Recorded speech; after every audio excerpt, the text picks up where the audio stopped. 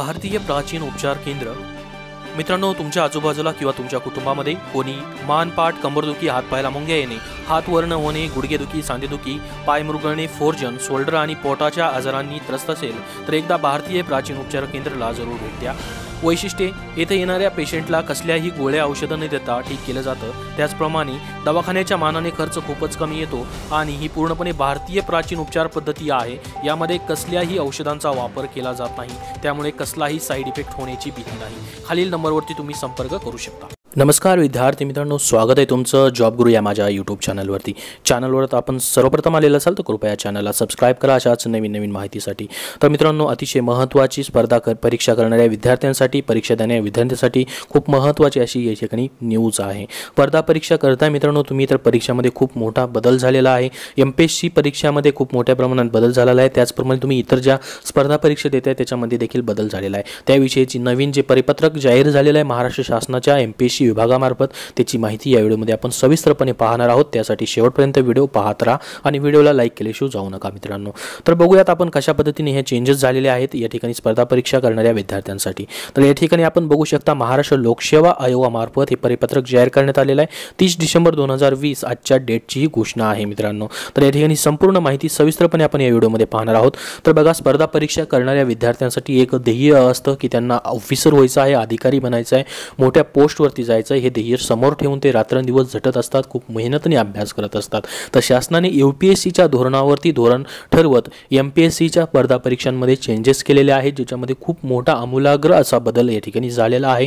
हा बदल जाणून घेणं विद्यार्थ्यांना खूप महत्त्वाचं आहे। जे विद्यार्थी अभ्यास करत आहात, स्पर्धा परीक्षेची तयारी करत आहात, त्यांच्यासाठी हे असे बदल होताना जाणून घेणं अत्यंत महत्त्वाचं असतं। त्याच धर्तीवरती हा व्हिडिओ आपण बनवत आहोत। त्यासाठी तुम्हाला शेवटपर्यंत व्हिडिओ बघावा लागेल मित्रांनो, जेणेकरून तुम्हाला सर्व माहिती तुमच्या लक्षात येईल। अतिशय महत्त्वपूर्ण माहिती आहे तुमच्यासाठी मित्रांनो, तर शेवटपर्यंत व्हिडिओ पाहत राहा। बघा, महाराष्ट्र लोकसेवा आयोगामार्फत विभिन्न शासकीय पदांसाठी सुयोग्य उमेदवारांची शिफारशी संदर्भात राबविण्यात येणाऱ्या निवड प्रक्रियांमध्ये वेळोवेळी करावयाच्या विविध सुधारणात्मक उपाययोजनांपैकी एक म्हणजे स्पर्धा परीक्षांस बसणाऱ्या उमेदवारांचे प्रयत्न संधीची संख्या मर्यादित करणे याबाबत आयोगाने खालीलप्रमाणे निर्णय घेतला आहे।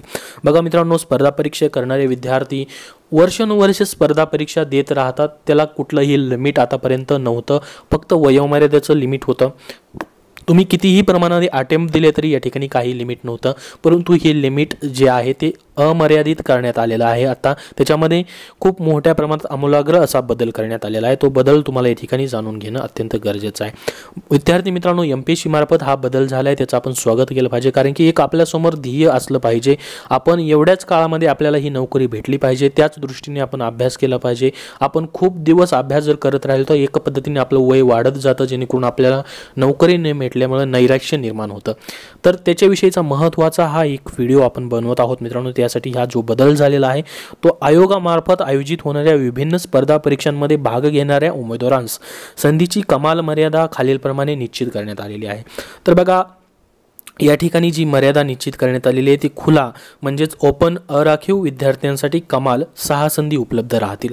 आतापासून जे खुला प्रवर्ग आहे मित्रांनो, याच्यामध्ये ओपन कॅटेगरीचे जे विद्यार्थी असतील त्यांच्यासाठी या ठिकाणी स्पर्धा परीक्षा देण्यासाठी फक्त 6 संधी उपलब्ध राहतील त्यांच्या पूर्ण आयुष्य जीवनभरामध्ये। MPSC करणाऱ्या विद्यार्थ्यांसाठी हा नियम लागू आहे। महाराष्ट्र शासनाचा हा नवीन घोषणापत्र MPSC मार्फत जारी आहे, हे लक्षात घ्या। आणि अनुसूचित जाती प्रवर्गातील उमेदवारांस कमाल संधीची मर्यादा या ठिकाणी लागू राहणार नाही, ज्याच्यामध्ये ST SC यांचा समावेश होतो मित्रांनो। अनुसूचित जाती आणि जमाती या प्रवर्गात अनलिमिटेड ते कुठल्याही पद्धतीने परीक्षा देऊ शकतात, त्यासाठी कुठलीही मर्यादा लागू असणार नाही, या ठिकाणी लक्षात घ्या। उर्वरित मागास प्रवर्गातील उमेदवारांना कमाल 9 संधी उपलब्ध राहतील, ज्याच्यामध्ये बघा OBC व इतर जाती ज्या आहेत, इतर मागासवर्ग, त्या सर्व जातींचा समावेश होतो।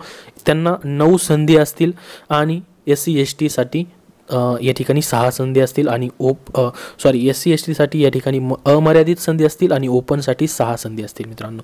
ही एक MPSC मार्फतची नोकरीच्या संधीसाठी जाहीर घोषणा झालेली आहे। उमेदवारांची संधीची संख्या खालील नमूद केल्यानुसार लागू राहतील। पहा, उमेदवाराचे पूर्व परीक्षेत भाग घेतल्यास ही संबंधित स्पर्धा परीक्षेची संधी समजली जाईल। बघा, पूर्व परीक्षेत जरी भाग घेतला तर ती संधी समजली जाईल। एखादा उमेदवार पूर्व परीक्षेच्या कोणत्याही एका पेपरसाठी उपस्थित राहिल्यास त्याची ती संधी संधी समजली जाईल।